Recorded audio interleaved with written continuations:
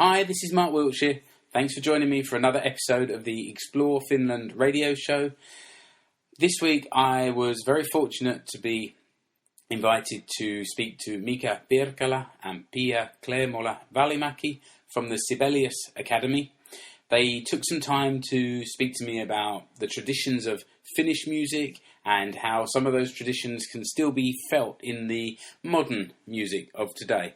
It isn't just death metal over here, regardless of what people might think. There's quite a vibrant music scene, a domestic Finnish language music scene, and we still take a bit of a stroll through several different genres, from Iskelmä, and you'll learn more about that as we go on, through choir music to folk music, pop, and even Finnish rap. So it kind of covers most of the musical spectrum. I understand this Finnish music is kind of alien to many of you, me as well, before this conversation. So I went and created a couple of playlists that might just help you understand a little bit what we're talking about. Go to the podcast website, explorefinlandpodcast.com, look at the link that says podcast and click on show and notes, and there you'll find episode 18. You'll find all the show notes, and among there you'll find links to a YouTube playlist and also to a Spotify playlist. So I hope I've catered for everyone there. In a few weeks' time, you'll also hear not one but two episodes on a similar theme, talking more about the Finnish festival scenes. But, of course, you have a festival, you have music, so the conversation there also moves around and covers music in another episode or two. So keep with me for that. So without further ado, let me hand over to my conversation recorded in the summer of 2015 with Piia and Mika. I'm joined today by Piia Kleemola-Välimäki and Mika Virkkala. Thank you both for joining me today. Piia and Mika work at the Sibelius Academy here in Seinäjoki. So, Piia, maybe you can start by just talking a little bit about what the Sibelius Academy is and what it does here. Yes. So, Sibelius Academy is part of the University of Arts Helsinki. And here in Seinäjoki we have been working for 24 years. Yeah, Mika is better with the years. So we were working for 24. Well, we haven't been here since the beginning. But so Mika, how many years have you been working here? 15 years. Yeah, and I since 10 years probably. Okay. So I've definitely found the right people to speak to. And Sibelius Academy is the only music university in Finland, and most of all our actions happen in Helsinki, of course.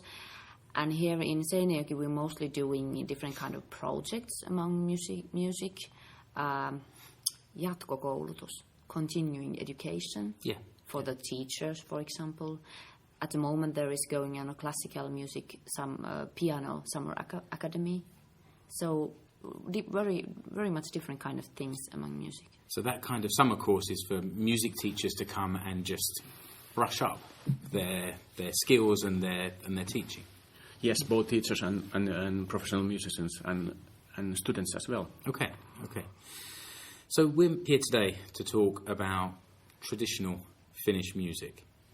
And it's quite nice because if we just stop for a moment, I can hear somebody playing the piano in the background, so the listener will perhaps hear that from time to time. And it just shows that we are actually here in the Sibelius Academy. We're here to talk about different types of traditional Finnish music. I suspect that many people listening, if they think of the sort of Finnish music that's made it big in the last 10 years or so, then it's probably Lordi on Eurovision with very heavy metal sound, or bands like Nightwish or Him with this kind of grand, melodramatic rock kind of sound. But since I've been living here, I've learned a lot about different styles, and I wanted to understand a little bit more about some of the traditions, and hopefully what we talk about today will maybe fill in some of the gaps that people might know about Finnish music. So as many people know by now, by listening to this, we're based in Etelä-Pohjanmaa, in the South Ostrobothnia region of Finland. Piia, within Finland, what is this area most known for musically? What sort of styles or type? Well, if you would ask from a average Finn, then they would say the tangomarkkinat, Yes, which okay. is tango music, and province rock, Yes. one of the biggest rock music festivals in Finland. So that's for average Finn. But then, if you think about music enthusiasts, then they would also know this area from the strong tango area from the 1950s and 1960s, and if you go for the time before that, this area has had a really rich tradition in traditional music, right, and okay. that means like fiddle playing and singing and since the 1700s, this has been an area where the influences from the Sweden came to Finland, because people were going over the sea to Sweden, and then the new instruments came to Western Finland, like the violin, and new music types like polska music, which was the popular music in the 17 and 1800s.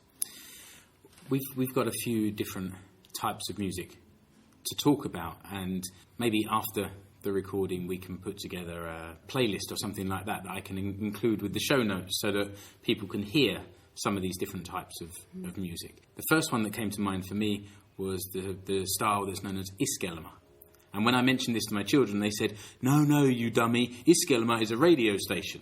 And I said, well, I think actually it's a type of music as well. But Mika, maybe you can explain a little bit what is this Iskelmä music.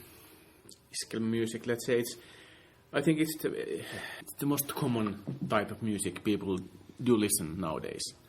You have several radio stations, you can hear it, and people from, let's say, 30 to 70 do listen. Let's say not everyone, but there is, let's say, the common type of listener. Yeah. And since the music has nowadays so very many, let's say, sub-genres in it, so it's not easy to define what type of music. But if you, in a big view, you can say that Iskelmä, everyone in Finland knows some Iskelmä music. What are the characteristics of Iskelmä music? If somebody were to hear it, what would be the key characteristics of that kind of music? It's easy to find the structure, and it has a melody that you can easily and sing with it, and then also the text must somehow From the heart. from the heart. Okay. Oh, it has something. It tells something, maybe like the old Finnish folk songs. It tells about love and sorrow and what else? Well, love and sorrow. So are they quite melancholy songs or quite sort of melodramatic songs? The first one. Yeah. Yeah, Okay. yeah. I know it's sung in Finnish, of course. Okay. Yeah. It's like Finnish pop music. Right. Okay. Okay. In one of the other episodes in this season, I talked to a friend of yours, Juha Koivisto, about Finnish festivals, and this was something that we discussed, was how it's possible to have an entire music festival of just Finnish acts, and I guess that some of these kind of acts are what he was referring to, the sort that appeared here at Valtia in Seinäjoki just last week. Yeah. Yes, that's a good example of that type of festival. Yeah. And they usually have a good success. Yeah, and I think in Finland it's like people like to listen to Finnish pop music and rock music, which is sung in Finnish, so it's really popular. So Iskelmä is actually I had this preconception that it was what people at home might think of as sort of folk music with the accordion and that kind of traditional music, but it's actually more about the song that's being sung and the sentiments that are coming over in the song rather than a particular style of music. Well, I think it's also that I think that under this Iskelmä concept there are you can have like old Iskelmä music, or then you have like this old tanssimusiikki, which could be translated as dance music. And then you talk, it's also like kind of Iskelmä music, but the older version, which this whole culture started to develop from the 1940s and 50s when this kind of music started to develop, and we had these famous composers like Toivo Kärki, who made a lot of tangos and other kind of dance music. And I think that the modern Iskelmä music is based on this kind of music. So would you say that the sort of music that you hear at Tango Markkinat and on the Tango King and Queen competitions, is that kind of part of this genre as well? Yes. Yes, definitely. Definitely. Okay. Now I'm starting to get it. Yeah. And there's something I've noticed listening to kind of Finnish pop music on the radio. There's a lot of female singers, and in their songs, I don't understand what they're singing a lot of the time over the years, but they all have this kind of melancholy sound to them or feeling to them. Yeah. And maybe from what you've been saying, that's been fed over the years by this tradition of the Iskelmä music from the heart. Yes, it's very easy to if you compare Swedish Schlager music. From the first 5 seconds, you can hear that that's not Finnish; it's Swedish, because of the melody is more happy. Let's say, and the Finnish version is more Slaavilainen. Slavic influence. Okay. So it's more melancholic. Yeah. Okay. That has something to do with the Finnish soul of Finnish music makers and soul of Finnish folk. And I'm pleased because I've had this idea in my head for a few years about this melancholy pop thing, and I'm glad that I'm not nuts. And actually, there's a reason. Yes. A reason for it. Iskelmä and Schlager are kind of different terms for the same kind of music, or is Schlager more of a sort of subgenre within this Iskelmä? I haven't really thought about like this. How should we put all the different kind of music types? We are basically talking about popular music, and then we have like this pop music and rock music and dance Schlager music. Okay, that helps me understand that the Schlager style is this tango dance music. Yes, where you've got couple of people actually dancing in quite a formal way. Okay, that's fine. But I think like the border between danceable Iskelmä music and Schlager / dance music it's also flexible. So if you think about these new tango queens and kings, they first they start with tango, but then they slip to all kind of all other dance types of music. Yeah. And I shouldn't be so hung up on genres, but it does help me to just understand a little bit how these things are. But also this about this with language. Let's think about last year's Cheek shows in Olympic Stadium. 2 shows full of people. He's like a rap artist. You know I do know Cheek, and again I spoke to Juha about this, and we were saying how impressive it is that this guy sold out 2 nights at the Olympic Stadium, and it's not a rock act. Yeah, it was rap, and that's quite impressive as well. And then they had like One Direction this spring, and I think they still had tickets on the door. Yeah, wow. In one show. Yeah, they had one show that they didn't sell out, and Cheek managed to do 2. Yeah. Why do you think that is? Is that because there's a connection to the lyrics? And it might be why I don't quite get the Finnish rap music. Well, me neither. Okay, all right. You're not the only one. But at least you have the advantage of actually understanding most of what they're saying. I think it's quite much about the whole phenomenon that he was this Cheek artist. He was in this Vain Elämää TV series, and then there is this interesting story about him. It's like a big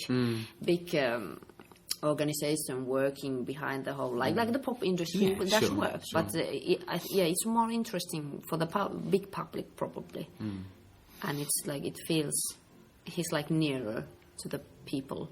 Yeah. Small nation with an own language and very isolated area, so that's why I think the Finnish language has so strong position among the Finns. Yeah, I think it makes sense. There's so much English language pop music that if it's not your first language, it takes a little bit of thought to understand what they're saying, and when it's your own language, you can play with you can play with the words, and people connect with that. I have a friend in the UK. Hi, Robin.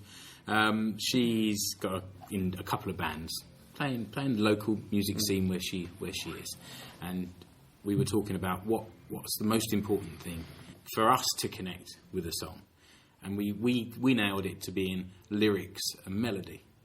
It doesn't matter about the voice necessarily, although she's got a very good voice.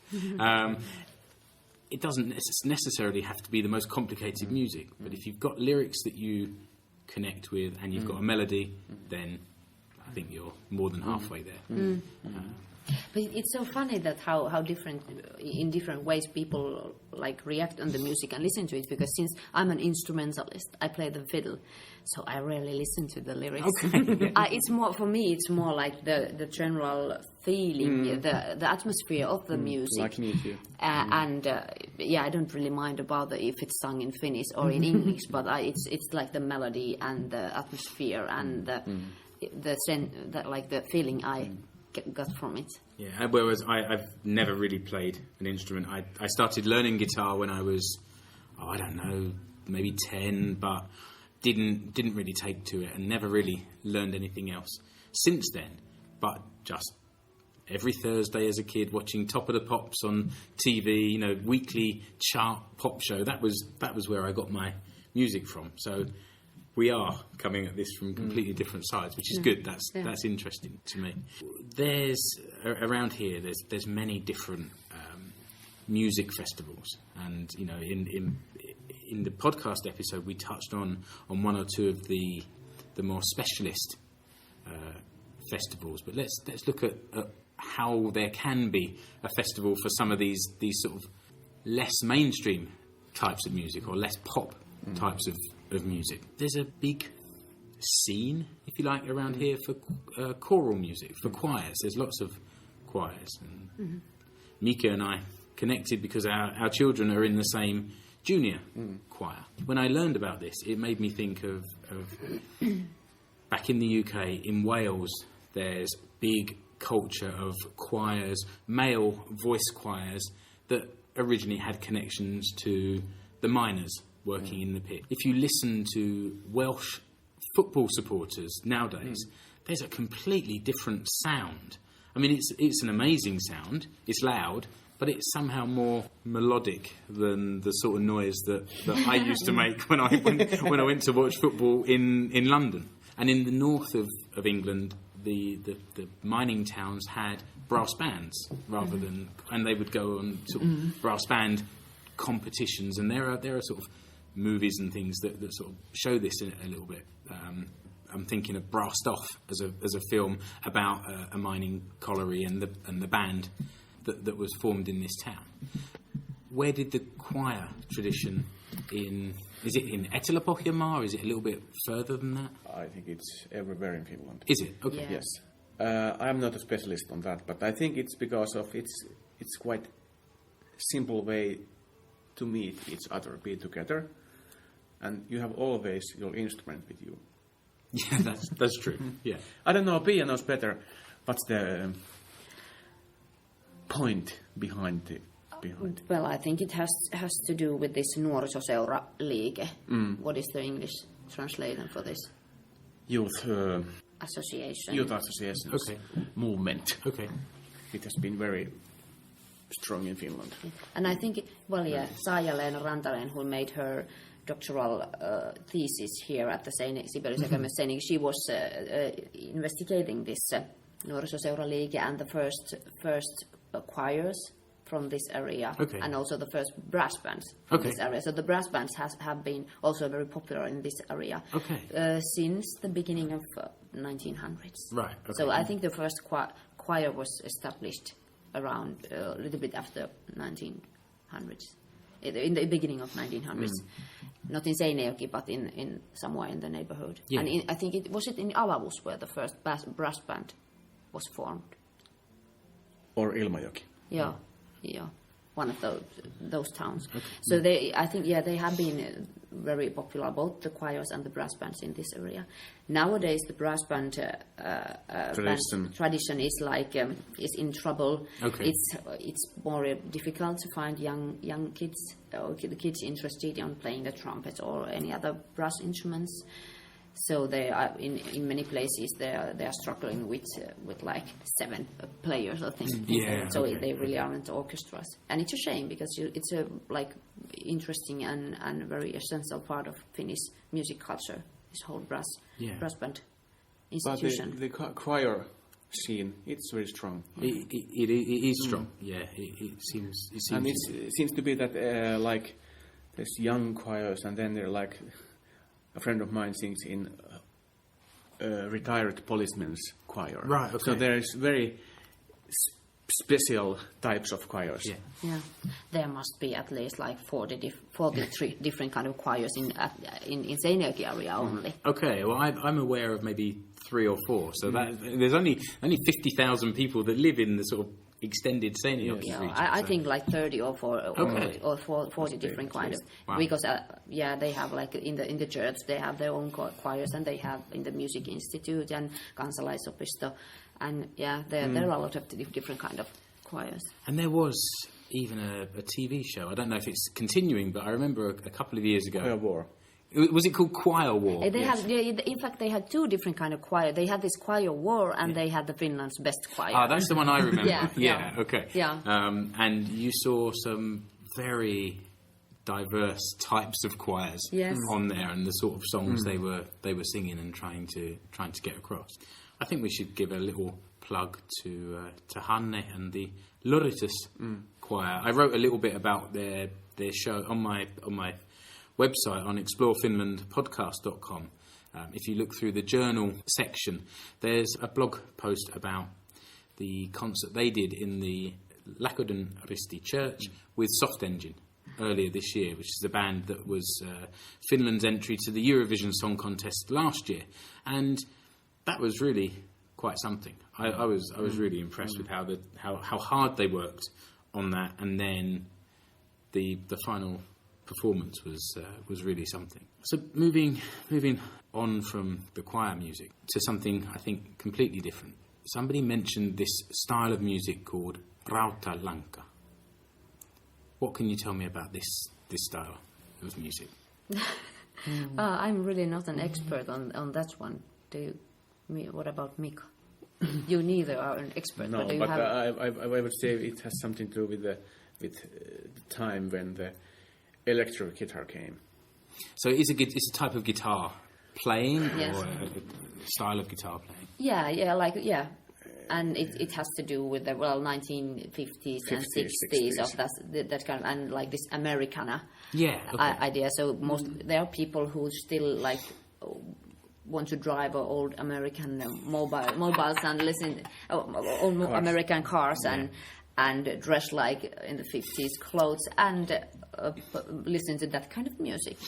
It's interesting because you're right. In the summer, all the classic cars come out, and you see cars that are twice as wide and twice as long as mine. Yes. And I don't have a tiny car, but there are some huge cars on the streets of Seinäjoki in the summer. I didn't realise that the guys driving. There's always guys driving these cars, of course. I didn't realise they were all kind of aging rock and rollers at heart. Well, not necessarily all of them, but it has to do with... Yeah. But did you know that they say that like Etelä-Pohjanmaa is the America of Finland? No, I didn't. Yeah. Well, and maybe that's connected to the kind of emigration and return of people from this region to America over the years. It might have, In what ways does that manifest itself as Etelä-Pohjanmaa being the America of Finland? How does that show itself? Let's compare South Ostrobothnia and Central Ostrobothnia. Okay. Where do I come from? From Kaustinen. So they are very close neighbor regions, but let's say people in both regions are quite proud, but in South Osbornia, they like to say it. Okay. Okay. Yeah, I get what you. We have everything. It's quite difficult to define, but they have quite strong belief in themselves here in South Osbornia. No, it's interesting you say that, because I've explained to people that Etelä-Pohjanmaa is like Yorkshire in the UK. For exactly the same reasons. Okay. I have a friend a guy I used to work with, who's from Yorkshire, and he used to call it God's own country. I think that kind of says the same, says it all really. Somebody that I work with introduced me to the word Rautalanka, and then we listened to it, and to me it sounded like Dire Straits from the early 1980s. I was amazed at how it was a similar kind of sound, and I spent all of my youth resisting listening to Dire Straits because it wasn't cool. It was on MTV. It was everywhere. But I wanted to listen to alternative music and small bands and small venues and things like that. I think I'm getting old because I quite like listening to Dire Straits nowadays, and therefore when I heard this Rautalanka, I thought, okay, this is something I can listen to. And it's like in a big picture, we can put the Rautalanka on the pop music section. Yeah. No, that's and it's like nostalgia. Onko nostalgia? Yeah, nostalgia. Nostalgia. Yeah. People want to it's something familiar. It has. Well, I guess everybody who hears the sound of this Rautalanka music, they immediately can connect it to this certain kind of dresses and certain kind of hairstyle and certain kind of cars and so on. So it's bringing to me images of the movie Grease, which I watched, and actually they're putting a musical of that on in it was in Ilmajoki. In Ilmajoki, yeah. As a kid, I watched that film every week. It drove my dad crazy that every time he came into the TV room, we would be watching Grease. And I could probably still sing every one of the songs without even thinking about it. But that's the image you've just brought to my head now. It's kind of a scene from Grease. Yeah, so for me, that's like Rautalanka music, my idea. But of course, I guess that also under the concept of Rautalanka music, there are different types of bands and playing like old Rautalanka and modern Rautalanka and so on. And some songs with lyrics and others that are just instrumental. Of course. Yeah, okay. I guess one final genre that we could mention, and you mentioned coming from Keski-Pohjanmaa, and you mentioned Kaustinen, which is where they have a folk music festival every year. So perhaps we can talk about Finnish folk music. What does that mean? What is Finnish folk music? And how does that compare to folk music that the people listening might know? Let's say that the traditional folk music is... we have been discussing about Finnish pop music. So, before that, or the Finnish pop music has been growing on top of Finnish folk music tradition. That's what I believe. Of course. As Piia told before, so the Western tradition from Sweden has been very typical for this folk music styles in Western Finland. And then in Eastern Finland, we have the Eastern influence coming from Russia. Okay, yeah. So, Eastern tradition and Western tradition coming from opposite directions means that the runo song tradition in Eastern Finland have been staying alive in tradition quite long. Runo song, is that like poetry? Yes. Song? Yes. Yeah.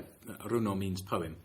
Yes. Yeah. Okay. And that's quite strong Eastern tradition type of folk music, would I say. And then let's find the typical types, as you said before, is fiddle and accordion, and also singing also in Western Finland. Yeah. What was the original question? I just asked. Really, tell me anything about this traditional style of folk music.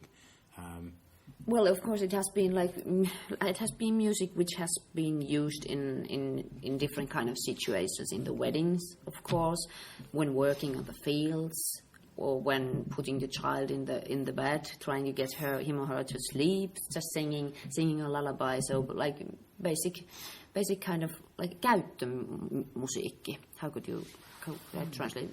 Well, music which is used in everyday life. Yeah. Okay. And I think that the oldest music collected from this area is probably from the 1700s. There are some church music or religious music from this area, and then also fiddle polskas, which was the oldest type of dance music from this area, which also can be dated in the beginning of 18th century or in the end of 17th century. So you're right. All of the things that are still apparent today trace their roots back to the early 1700s when you say the first music was recorded on paper at least. Yeah. And also mostly it has been the fiddle, and after a couple of hundred years after the fiddle, the accordion have been the instruments which have been played here traditionally, but also the kantele, which is the national instrument of Finland. Okay. What is that? Describe that instrument. It's like a string instrument, somehow like the sitar. Oh, okay. From 5 to 38 strings. Okay. I don't think I've seen or heard this instrument before. I may have done without realising, but the kantele tradition has been stronger in eastern Finland, and there it has been collected a lot of old kantele music, like played with the 5-string kantele or 10-string kantele, and the structure of the music has been very much different from the music which we know now. I mean, that's now, like if we think about the popular music or the modern traditional music, it has like a structure. We have the A part and we have the B part, and it's like we know that it has repetitions, and we know that the different parts are changing. But the old kantele music it was based on like small musical details which the musician improvised, and it has been told that the kantele player could have played for 30 minutes for those, or 4 hours for just one piece. Okay. And it always has been mostly been played by one person. And if you think about the music also in this area for like 300 years ago, it has been one fiddle player or one clarinet player, no bands.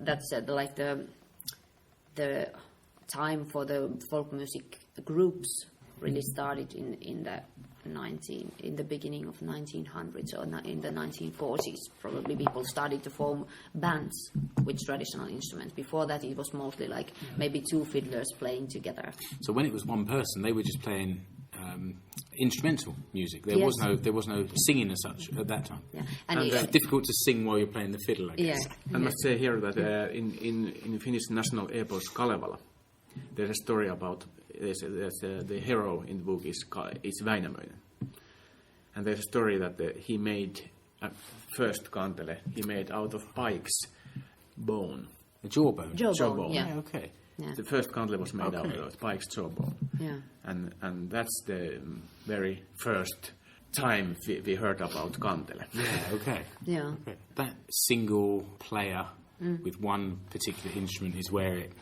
all started. Again, speaking to Juha the other week, he explained that in Kaustinen there are still places where people can study this kind of music. How is the music that's being written or played in the area of around Kaustinen nowadays? How does it compare to this original form of the Finnish folk music? Well, Mika, for example, is one of the person who has been you have studied in Kaustinen, and he's like how do you say, jatkaa. He's continuing the Kaustinen fiddle tradition. Yeah, so it's tradition for like 300 or 400 years old. Yes, Kaustinen is mostly the most known about the strong fiddle tradition. Okay. And maybe because the festival has been alive for a long time. It started in 1968, so it's almost 50 years old. And then I started playing fiddle when I was 10, and then I didn't go to a local music school, but I went to a kind of näppäri school of playing fiddle. Mauno Järvelä is the king of Finnish fiddle pedagogy in folk music, let's say. And now his pedagogic style is now known all over the Finland and different countries, also outside Europe. So then I went to high school, and then I went to Sibelius Academy to study folk music. So you can study folk music in music schools in Finland, and then also, of course, you can have private lessons, and then you can study in a conservatory level, and then you can study University of Applied Sciences, ammattikorkeakoulu. Yes. You can study folk music in Kokkola and in Joensuu. Okay. And then on university level, you can study folk music in Sibelius Academy. And so you have a master's degree after so that. I have done my master's degree, and she's done a doctoral degree on folk music. Okay. Yeah. And so I guess that keeps the traditional forms going. They're not. It's not necessarily evolving and being lost to time, but it's just keeping that tradition going. Yeah, it's like if you think about the traditional music scene in Finland nowadays. So it's basically that people are interested on the archive materials. So that's what I've been doing for the last 10 years. I've been digging to archives and finding like old recordings from this area. Okay. And then learning the tunes, making my new versions of them, and teaching, passing them on to other people. And then that's proper folk music. Yes, that's how it gets passed on. And then there are the people who are like studying traditional music, but then mixing it, having like influences from pop and rock music and classical music and so on. So it's like the traditional music culture. It always has been evolving. It never there isn't. Like you can't say that in the 1839 they played like this and this is traditional music, but always the musicians have been taking influences from other musicians and from other musical styles. So it has been evolving all the time, and basically that's what's happening nowadays. Also, there is no absolute folk music, but it's sure. always living in. It's a living tradition. I've become more and more aware of how the sound of the accordion kind of signifies folk music almost every country in the world. You can hear someone playing that, and you might be in South America, you might be in the UK, certainly here in Finland. You could be anywhere in Europe and hear that kind of music. And the way that instrument has travelled, my own kind of amateur theory is that it probably travelled with sailors over the years, and where they travelled, the instruments got left behind, and it became absorbed into that local country's folk music as well. Yeah, a lot of songs about sailing to America, and where the roads are made of gold and the girls are prettier and so on. So there are a lot of songs like that. And about mining and about the forest work in the big West. Mika, you were saying before we started recording about a time where you were holding this jam session in a local place. What happened there? What was the Finnish tradition is quite young. We have been talking about 300 years of folk music tradition, as we know in this region. But I was playing with my friends in the local pub, and then with fiddle and maybe accordion, and then some other friend came and this must be Irish because it sounds so good.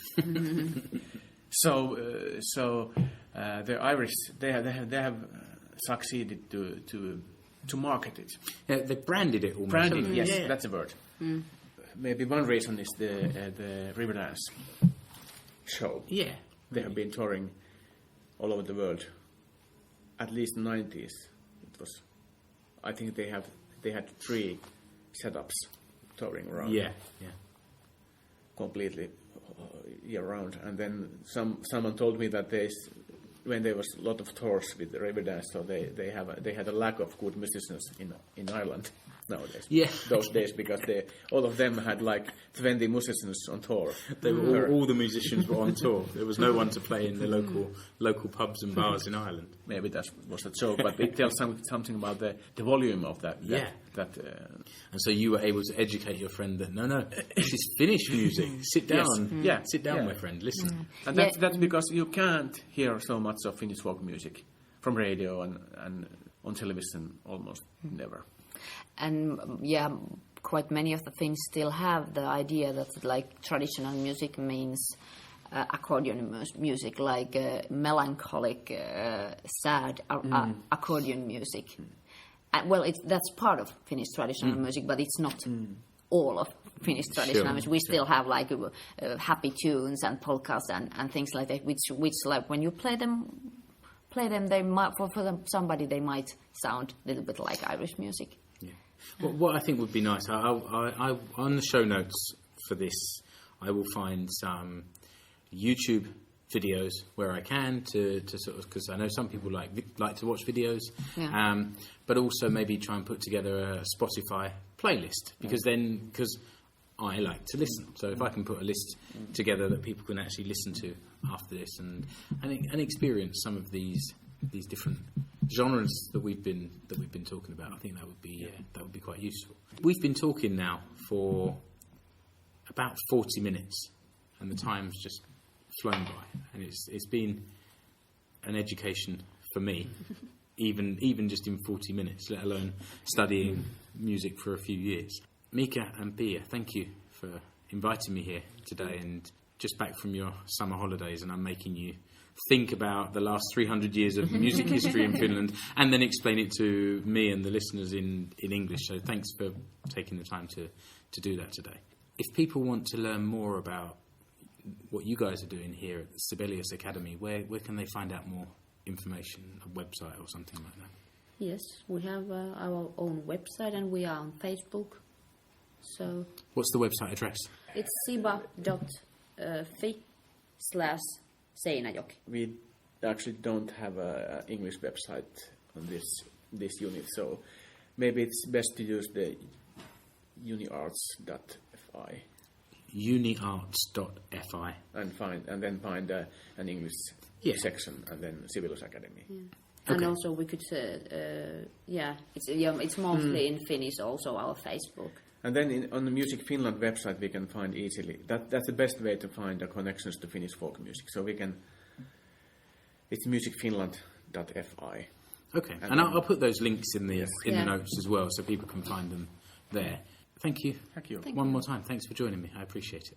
Yeah, thanks. Okay, so big thank you again to Piia and Mika. I appreciate your time and just educating this indie kid from South London a little bit on the traditions of Finnish music, and it certainly helps me to when I'm listening to the radio over here just to understand a little bit more about what I'm actually hearing.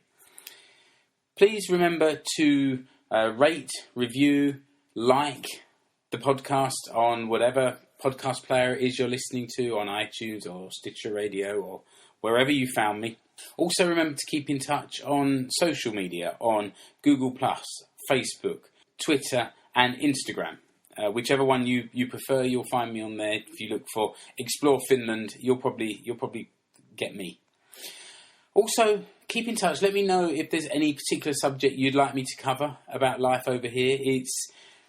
I'm sort of meeting people and asking them if they'd be interested in speaking to me for the podcast, and people over here have been very generous about that. But if you have a particular subject you want to learn more about, then maybe I can track someone down and record something for you. I wanted just to say thanks to a few people who have found me and started following me on Twitter throughout the summer. So if you hear your name and you've recently started following me, then it's probably you, and thank you for finding me. So first of all, Pauliina, and to Antti-Pekka, to Henry, to Anni-Sofia, Tytti, Jouni, Christian and Erkki. Thank you all for following me and for supporting the Explore Finland radio show. I appreciate it. Next week's episode is going to be about the subject of frisbee golf. And if you don't know what frisbee golf is, I'm not telling any more now. You'll have to come back next week and learn a little bit more as I carry on exploring Finland. So until the next episode, thanks very much. Goodbye.